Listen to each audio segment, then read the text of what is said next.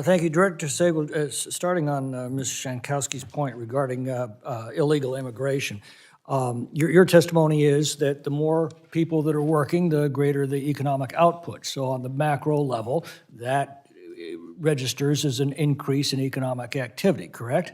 That's correct, yes. But since illegal immigrants are generally lower wage workers, and we're flooding the labor market with them, what does that do to the wages for working Americans? No, that's right, that the new immigrants will tend to go into industries that have relatively low productivity that will lower the level of productivity for the country as a whole and lead to lower wages on average. Lower wages for working families. That's right. So the party that keeps touting itself as the friend of the worker actually is advocating policies that are suppressing the wages of working Americans by flooding the labor market now with more than 5 million illegal immigrants that their administration has released into this country, which I find absolutely appalling.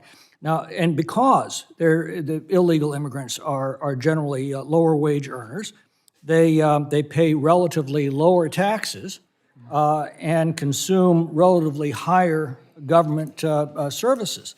The Center for Immigration Studies estimates that on average, the net lifetime cost of an illegal immigrant is $69,000. That's per person.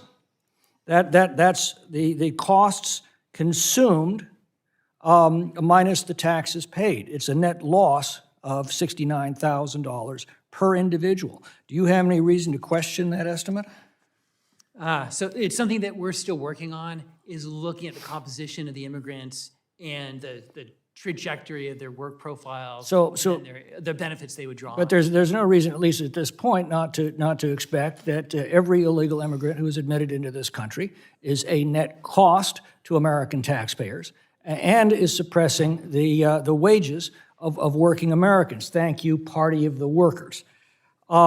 Let's go to Mr. Dogga's point regarding taxes. Tax Foundation reports that the top 1% of income earners earn 20% of all income, roughly, but pay 40% of all income taxes. Are those figures in the ballpark?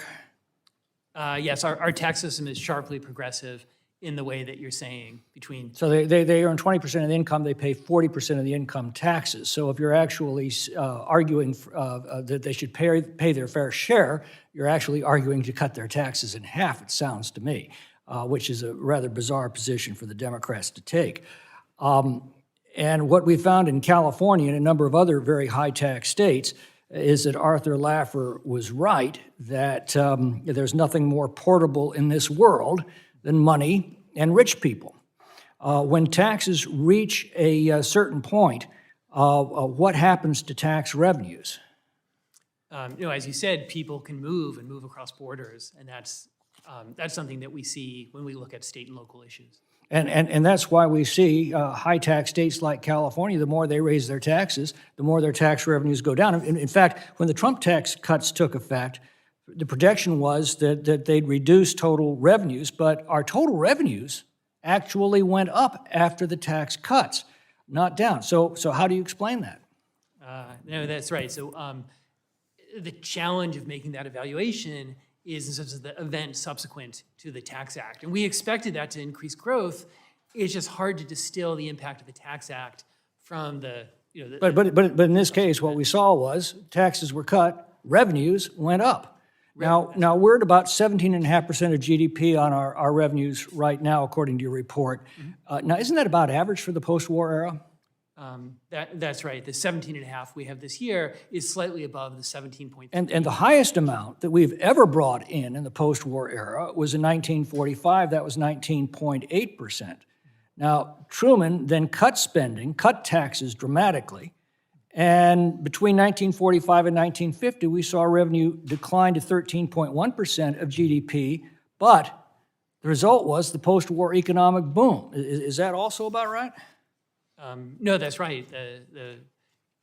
After the adjustment after World War II, as you said, we had an economic boom in the 50s. I just want to take on one other point that was just raised regarding housing. When something's scarce, it's expensive. When it's plentiful, it's cheap. What impact have rent controls had on the supply of rental housing historically? Generally, that kind of policy would tend to reduce the construction of new housing and supply. And therefore force up prices, not to mention 100,000 per home mandates, as we're seeing in California, zoning restrictions that constrict the supply of housing, and delays of years and years that add enormously to the holding costs for developers. So all of those are self-inflicted wounds by government, are they not? No, that's right. And these are state and local issues generally, and the zoning that you pointed to is a key issue in the supply of housing.